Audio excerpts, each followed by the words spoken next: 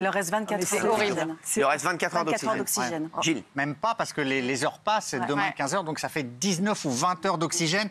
Et effectivement, il y a eu l'espoir du bruit, mais aujourd'hui, plus rien ne dit que ce sont des bruits émis par un humain. Il faudrait les retrouver avant midi. Il faut les retrouver, exactement. Les retrouver, les repérer et les ramener à la surface. Donc ça semble très compliqué. Effectivement, les Français ont un engin Victor. Il paraît que les gardes-côtes ont donc entendu des bruits répétés à proximité de la zone de recherche. Oui, il s'agit de bruits de coups toutes les 30 minutes. Oui. Donc ils pensent que c'est peut-être des êtres humains qui font ça. Comme c'est 30 minutes, c'est peut-être un homme, mais comme il y a l'expert français Narjolet, on dit que si c'est lui, il aurait émis le son comme d'un SOS. Oui, un morse. Il connaît, voilà.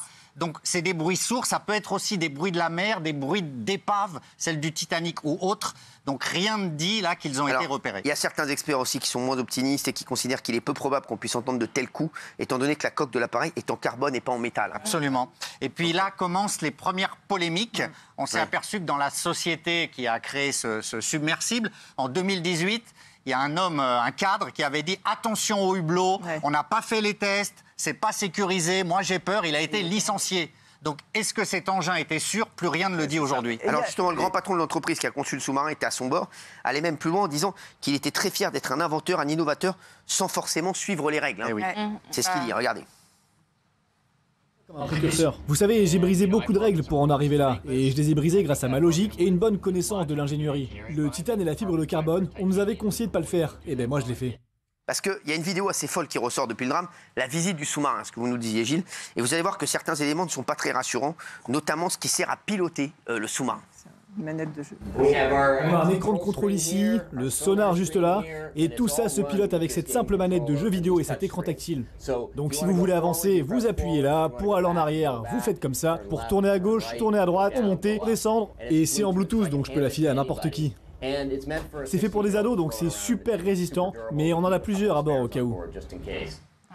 Il y a eu le témoignage du producteur des Simpsons qui a fait ce voyage l'année dernière, qui dit que d'abord, il faut signer une décharge avec le mot mort 3 fois dans le contrat qu'on signe, donc pour vous dire le danger. Et il dit que c'est horrible à l'intérieur, parce qu'en fait, la communication coupe tout le temps, ils sont complètement... il y a des fissures dans le noir. Et il y a des instructions, je ne sais pas s'ils vont les suivre, mais je pense que oui. Il faut qu'ils restent couchés pour prendre le moins d'oxygène possible. Il fait très froid, donc il faut qu'ils soient couchés avec des couvertures de survie. Ça doit être l'enfer. Enfin, moi, vraiment, humainement,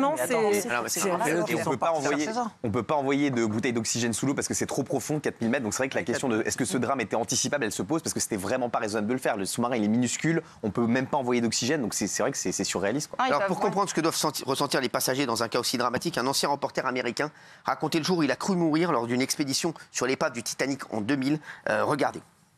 Quand le Titanic a coulé, il s'est brisé en 2 morceaux, donc nous passions au-dessus de ces débris et nous nous approchions de la poupe. Et là, je me suis rendu compte que nous accélérions en même temps que nous nous approchions de l'hélice. Nous allions effectivement de plus en plus vite et là j'ai pensé que ce n'était pas normal. Nous étions coincés dans un sous-marin en pleine vitesse qui nous a propulsés contre l'hélice du bateau. On s'était fait prendre derrière les lames. Je pensais que je n'allais pas me sortir de là. Heureusement, notre pilote était très expérimenté. Il a fait en sorte qu'on s'en sorte, mais même après ça, ce n'était pas fini pour nous parce qu'il nous a fallu encore 2h30 pour remonter à la surface. C'était très dangereux, ce n'est pas une attraction de Disneyland. Alors c'est une expédition qui a un coût, puisqu'il faut débourser plus de 250 000 $ pour y participer. Elle dure normalement 8 jours.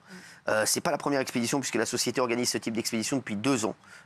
Gilles, c'est un truc de fou, 250 000 €. C'est incroyable, c'est des privilégiés. Alors là, il y a le pilote. Donc, ils sont combien là? Ils sont 5. Il y a le pilote avec sa manette de jeu vidéo que vous avez montré. Il y a Narjolet, l'expert français. Il y a un milliardaire anglais. Qui fait un explorateur qui fait d'autres expéditions. Et il y a un monsieur très riche du Pakistan qui est là avec son fils. Voilà. Et ils craignent tout à fait légitimement. Dans ces cas-là, il faut effectivement dépenser le moins d'oxygène. Donc ils comptent. On se dit que peut-être Narjolet, qui est expert, va leur expliquer comment dépenser le moins d'oxygène. Mais ils ont peur que le papa et l'ado et légitimement soient terrifiés l'un pour l'autre et que peut-être l'oxygène vienne à manquer plus rapidement que les 19 heures. Voilà.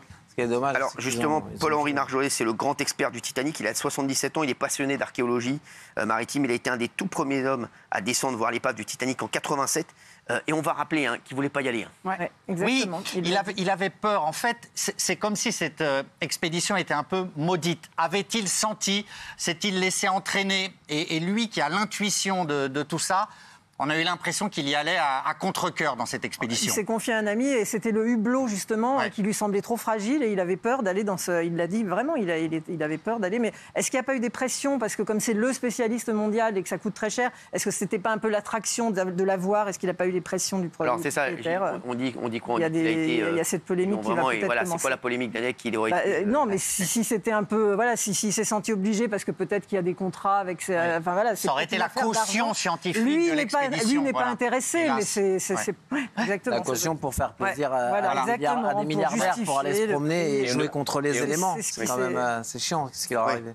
Et on est obligé de faire des recherches, évidemment, parce qu'on doit tout tenter jusqu'au bout. Mais les experts sont très pessimistes parce qu'il était doté d'une flottabilité positive. C'est-à-dire que même quand tous les systèmes s'arrêtent, il n'y a plus d'électricité, les moteurs s'arrêtent, tout, il remonte automatiquement à la surface comme un bouchon. Et ça, s'il reste au fond, qu'il n'est pas remonté à la surface, c'est qu'il y a une voie d'eau. Et s'il y a une voie d'eau, évidemment, tout est foutu, quoi. Donc là, ils sont obligés de le rechercher parce qu'ils calculent sur le temps la réserve d'oxygène. Mais il y a très peu de chances qu'ils les retrouvent. Vous pensez donc que c'est... Bah, non, mais ce qu'on dit, voilà, il remontait... En principe, il devrait remonter automatiquement. Il est conçu comme ça. C'est pour ça qu'il n'est pas relié par un câble, parce qu'à 4000 mètres de profondeur, c'est très facile de mettre un câble qui le relie au bateau de 4000 mètres. Sauf que comme il est censé remonter tout seul, il n'y a pas besoin de mettre de câble. Et il ne remonte pas, donc il y a un problème.